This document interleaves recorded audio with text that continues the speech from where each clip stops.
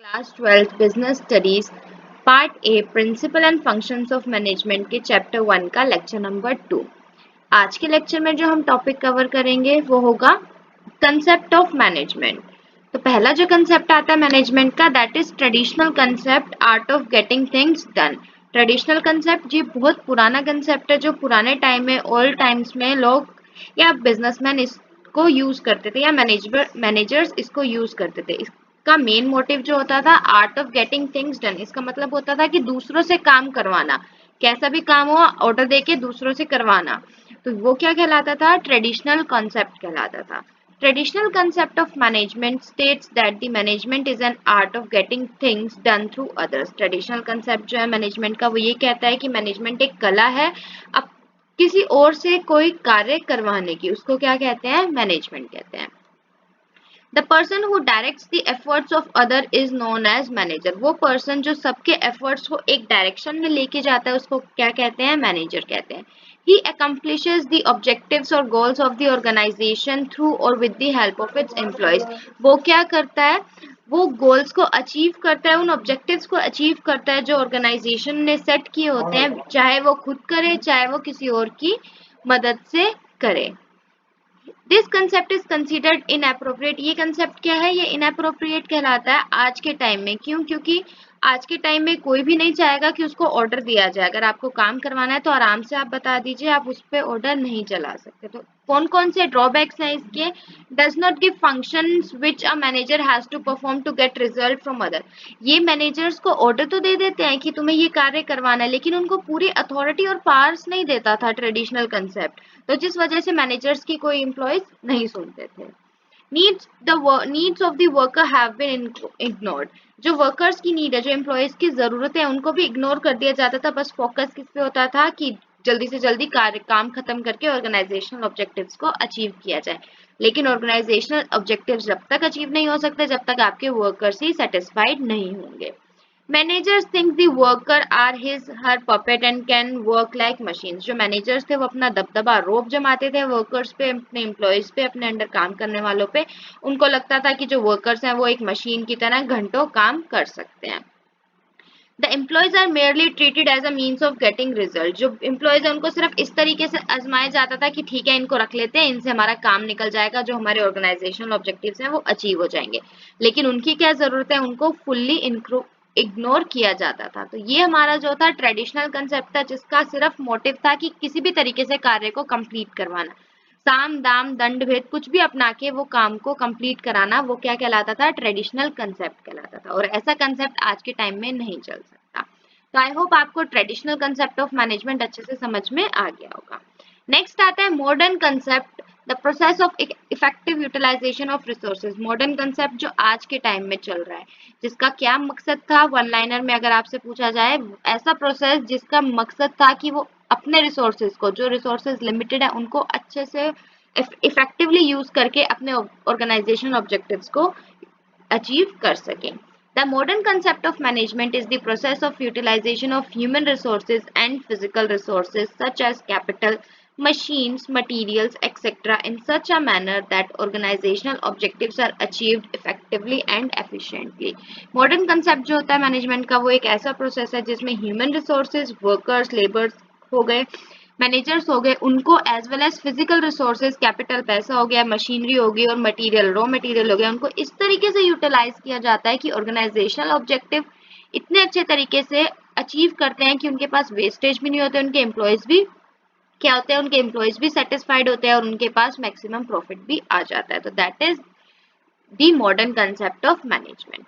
In order to work efficiently and effectively, an organization has to follow the functions of management. अगर एक organisation को अच्छे से काम करना है, इफेक्टिवली और एफिशिएंटली काम करना है, अपना ऑर्गेनाइजेशनल ऑब्जेक्टिव भी अचीव करना है, लेकिन वेस्टेज भी नहीं होनी चाहिए, उसके ऊपर ध्यान देना है, तो उनको मैनेजमेंट के फंक्शंस जो हैं planning, organising, staffing, directing and controlling को अच्छे से फॉलो करना चाहिए। फीचर्स क्या होते हैं मॉडर्न कंसेप्ट के? सबसे पहला गोल ओरिएंटेड। ये जो कंसेप्ट है ये क्या होता है? Goal oriented. जो गोल सेट किया गया है, जो ऑर्गेनाइजेशनल गोल सेट किया गया है, उनके ही इर्द गिर्द घूमता है। Effective and efficient utilisation of resources. जो रिसोर्सेज है उनका इतने अच्छे तरीके से यूज करना कि कोई भी वेस्टेज नहीं हुई है। परफॉर्म्स फंक्शंस ऑफ मैनेजमेंट, ये modern concept functions of management को ध्यान में रख के ही बनाया गया है। Enhance the overall performance of the organisation, जब आपके फंक्शंस ऑफ मैनेजमेंट अच्छे से काम करेंगे, अच्छे से प्लान करेंगे, आप अच्छे से ऑर्गेनाइज करेंगे थिंग्स को, अच्छा स्टाफ होगा आपके पास, अच्छे स्टाफ को आप अच्छे से डायरेक्शन बता पाएंगे और अच्छे से सब चीज कंट्रोल कर पाएंगे, तो ऑब्वियसली ओवरऑल जो परफॉर्मेंस होगी आपकी ऑर्गेनाइजेशन की वो भी क्या होगी, बहुत ही अच्छी होगी। तो ये था हमारा modern concept of management. I hope आपको traditional as well as modern concept of management अच्छे से समझ में आ गया होगा। नेक्स्ट आता है इफेक्टिवनेस एंड एफिशिएंसी। क्या डिफरेंस होता है इफेक्टिवनेस एंड एफिशिएंसी में? इफेक्टिवनेस जो होता है it refers to accomplishment of goals और एंड रिजल्ट। इसका मतलब होता है कि जो भी गोल सेट किए गए हैं, जो भी एंड रिजल्ट है, उनको उन तक पहुंचा जा सके। और एफिशिएंसी का मतलब क्या होता है? Efficient utilisation of resources, resources को इतने अच्छे तरीके से यूज करें कि हम अपने गोल्स जो हमने सेट किए हैं उनको अकम्प्लिश कर सके, उनको अचीव कर सके। Focus on and result, effectiveness का मतलब होता है कि वो सिर्फ और सिर्फ एंड रिजल्ट पे फोकस करते हैं, बेशक से कितनी भी वेस्टेज हो जाए। लेकिन वही एफिशिएंसी जो होता है, focus on getting maximum output by using minimum resources, कम से कम रिसोर्सेज का यूज करके ज्यादा से ज्यादा आउटपुट जब कोई ऑर्गेनाइजेशन प्रोड्यूस करती है तो दैट इज टर्म्ड एज कि वो ऑर्गेनाइजेशन एफिशिएंटली काम कर रही है। मल्टी डायमेंशनल कंसेप्ट, इफेक्टिवनेस जो होता है वो मल्टी डायमेंशनल होता है, उसमें सारी चीजें देखी जाती है, मार्केट स्ट्रेटेजी, आपकी प्लानिंग कैसे चल रही है, आपके रिसोर्सेज आपके पास अवेलेबल है या नहीं है, फीडबैक, सब कुछ इफेक्टिवनेस के अंडर आ जाता है। वहीं एफिशिएंसी एक यूनिडायमेंशनल कंसेप्ट है जिसका सिर्फ मोटिव होता है कि मिनिमम यूटिलाइजेशन ऑफ रिसोर्सेज के साथ मैक्सिमम आउटपुट को प्रोड्यूस किया जा सके। तो आई होप आपको इफेक्टिवनेस और एफिशिएंसी का डिफरेंस भी अच्छे से समझ में आ गया होगा। नेक्स्ट जो आता है, sound management requires that all organisational activities are performed effectively and efficiently. अगर किसी ऑर्गेनाइजेशन को अपना मैनेजमेंट सिस्टम साउंड, यहाँ से साउंड का मतलब है अच्छा चाहिए, इफेक्टिव चाहिए, तो उनको सारे जो भी ऑर्गेनाइजेशनल एक्टिविटीज है उनको इफेक्टिवली और एफिशिएंटली ही परफॉर्म करना पड़ेगा। नेक्स्ट कंसेप्ट जो आता है that is elements of management process, कि क्या मैनेजमेंट प्रोसेस के क्या एलिमेंट होते हैं। सबसे पहला तो मैनेजमेंट प्रोसेस से आप क्या समझते हैं, हेनरी फेयोल थे जिन्होंने मैनेजमेंट को एक प्रोसेस का नाम दिया था, इनको ही फादर ऑफ मैनेजमेंट भी कहा जाता है। इन्होंने मैनेजमेंट को एज अ प्रोसेस डिफाइन किया था। Management is a handling of all resources through the process of planning, organizing, staffing, directing and controlling to attain the stated objective. उनके अकॉर्डिंग मैनेजमेंट क्या है, एक ऐसा प्रोसेस है जिसमें प्लानिंग भी आ जाता है, ऑर्गेनाइजिंग भी आ जाता है, स्टाफिंग भी आ जाता है, डायरेक्टिंग भी आ जाता है और कंट्रोलिंग भी आ जाता है उन एक्टिविटीज को जो आपने अपने ऑर्गेनाइजेशनल गोल को अचीव करने के लिए डिफाइन की गई है। अगर ऐसा नहीं होता, ऐसा नहीं है कि आपने एक चीज प्लान की वो 4 साल चलेगी, नहीं, आपको मार्केट कंडीशन के अकॉर्डिंग आपकी प्लानिंग, ऑर्गेनाइजिंग, स्टाफिंग, डायरेक्टिंग और कंट्रोलिंग क्या होगा, चेंज होता रहेगा। तो इसीलिए मैनेजमेंट को क्या कहा गया है, एक प्रोसेस कहा गया है। क्यों कहा गया है, why management is called a process?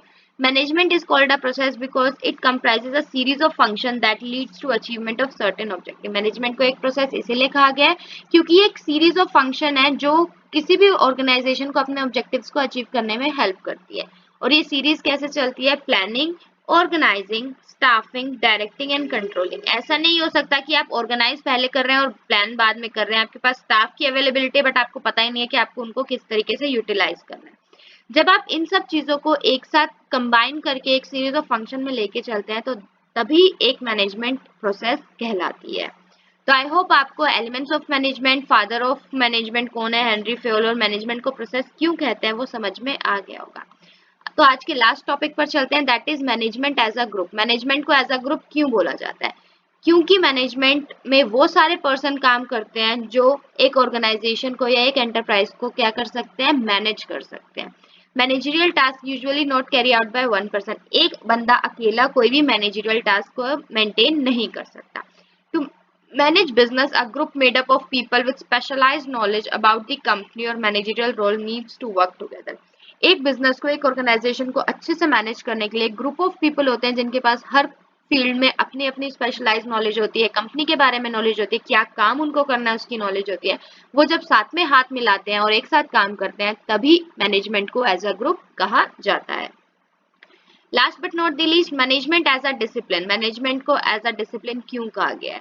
It refers to the branch of knowledge which is connected to study of principle and practices on of basic administration. Management को डिसिप्लिन इसलिए कहा गया है क्योंकि हर मैनेजमेंट कुछ सिद्धांतों पे चलता है, कुछ बेसिक रूल्स होते हैं, प्रैक्टिस होती है, उनके प्रिंसिपल्स होते हैं जिसपे ही एक मैनेजमेंट काम करते हैं। उनका स्पेसिफिक कोड ऑफ कंडक्ट होता है जिसके अकॉर्डिंग ही मैनेजर या ऑर्गेनाइजेशन काम करती है। इसीलिए मैनेजमेंट को एज अ डिसिप्लिन भी डिफाइन किया गया है।